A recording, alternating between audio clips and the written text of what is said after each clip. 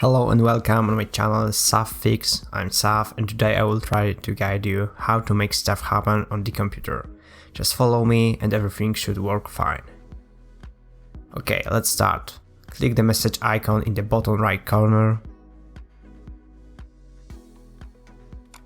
Now search for a gear icon named Alt Settings. If you don't see one, it may be because your menu is collapsed, so just click expand and you will see.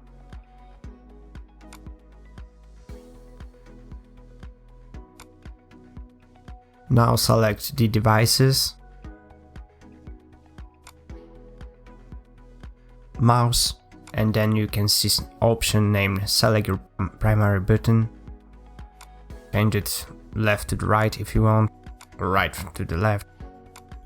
That's all, thank you for watching my video, see you in the next one.